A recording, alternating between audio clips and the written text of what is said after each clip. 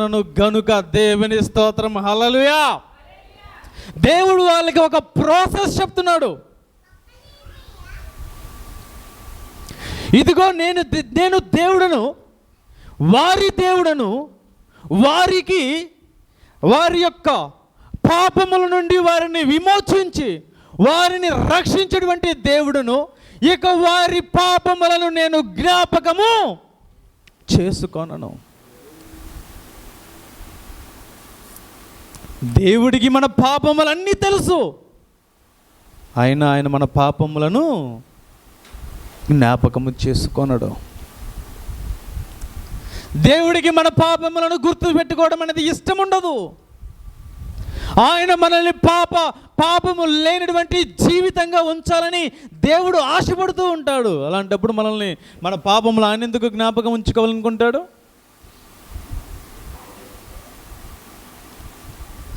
మరి రాస్తున్నాడు కదా అయ్యా మనిషి యొక్క పాపములని అంటే రాస్తూ ఉన్నాడు. ఆయనకి జ్ఞాపకం ఉంచుకోవాలని ఇష్టం ఉండదు. వారి పాపములన్నిటిని క్షమించి వారి పాపములను జ్ఞాపకము చేసుకొనక. వారి పాపములని నేను క్షమించేస్తాను, వారి పాపములకి జ్ఞాపకం ఉంచుకొనును. ఎందుకంటే వారు నా సొత్తు, నేను వారి దేవుడను.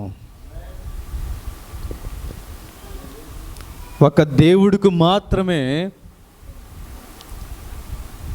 మనుషుల పాపములను తీసివేయగల శక్తి ఉంటుంది. అందుకే ఆయన చాలా స్పష్టంగా చెప్తూ ఉన్నాడు. ఏమని? నేను మీ దేవుడును, మీరు నా సొత్తు. మీరు నా సొత్తు.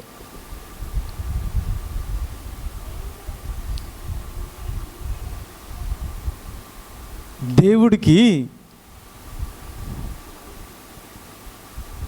మీరు నా సొత్తు అని చెప్పటం చాలా తేలిక, అవునా? ఆ మాటని నిరూపించుకోవటం అనేది చాలా కష్టం దేవుడికైనా సరే.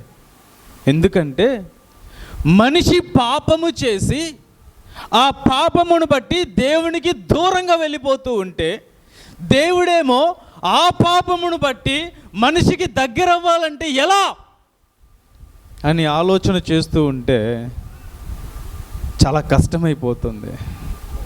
మన పాపమును పరిపూర్ణముగా తీసివేయడానికి ఆయన పాపము లేనటువంటి జీవితం పొంది శరీరాన్ని కలిగి ఈ భూమి మీదకి వచ్చాడు. అందును బట్టే మనము ఆయన సొత్తు.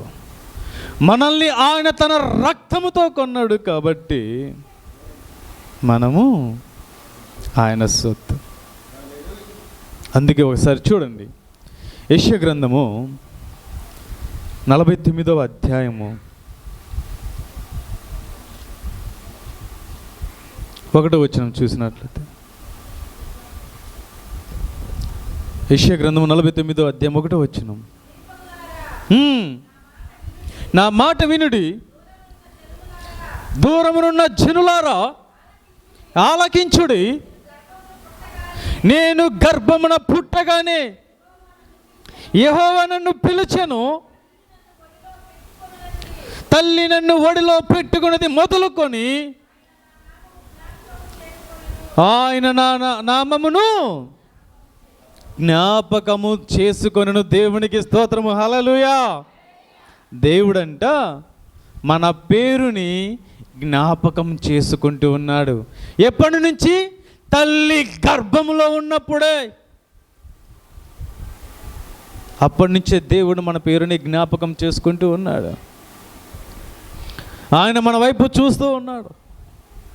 ఆయన మన పేరుని మర్చిపోవాలనుకోలేదు. ఆయన మన పేరుని జ్ఞాపకం చేసుకోవాలని ఆశపడుతూ ఉన్నాడు. ఎందుకంటే పేరు పెట్టుకొని పిలవాలని ఆశపడుతున్నాడు కాబట్టి, నీ పాపమును బట్టి కాదు. అందుకే మనల్ని కాపాడుతున్నటువంటి దేవుడాయ. పగలు రేయి కనుపాప వలె ఆయన మనల్ని కాచి కాపాడుతూ ఉన్నాడు. ఆయన మనల్ని భద్రంగా దాచిపెడుతూ ఉన్నాడు. ఎలాగంటే ఇదిగో తల్లి గర్భంలో ఉన్నప్పుడే నీ పేరు ఆయనకి తెలుసు కాబట్టి ఆయన మన పాపమును బట్టి మనల్ని జ్ఞాపకం ఉంచుకునట్లేదు, మన పేరును బట్టి ఆయన మనల్ని జ్ఞాపకం ఉంచుకుంటున్నాడు. ఆ పేరును బట్టే దేవుడు మనల్ని ఉన్నతంగా ఉంచుతున్నాడు. నిన్ను పేరు పెట్టి పిలుచుకున్నా నీవు నా సొత్తు. ఎక్కడికి వెళ్తావు? ఏం చేస్తావు? అయ్యా నాకు కష్టం వస్తుంది, అయ్యా నాకు బాధ వస్తుంది, అయ్యా నాకు ఏడుపు వస్తుంది, అయ్యా నాకు కన్నీరు వస్తుంది. నువ్వు నా సొత్తు.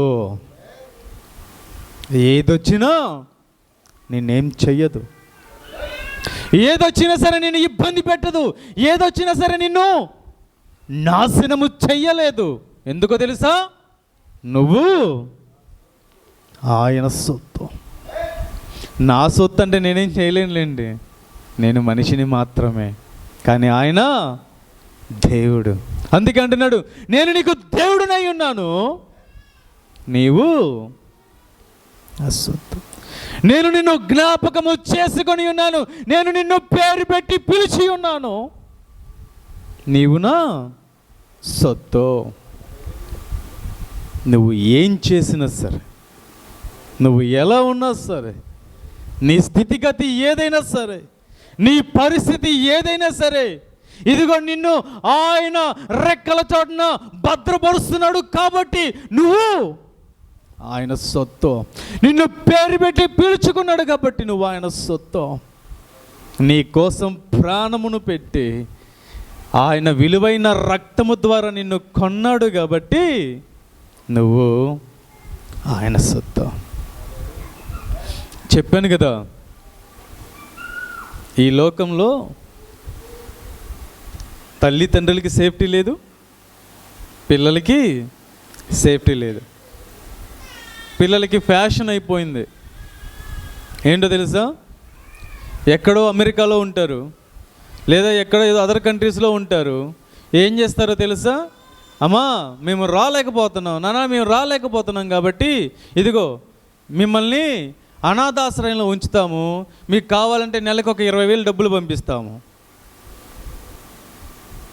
వదిలేస్తారు, డబ్బులు ఇస్తారు. కానీ నీ దేవుడైనటువంటి యెహోవా నిన్ను విడిచిపెట్టే దేవుడు కాదు. నువ్వు కష్టంలో ఉంటే నీ పక్కనే ఉంటాడు, నువ్వు బాధతో ఏడుస్తూ ఉంటే నిన్ను ఓదారుస్తూ ఉంటాడు.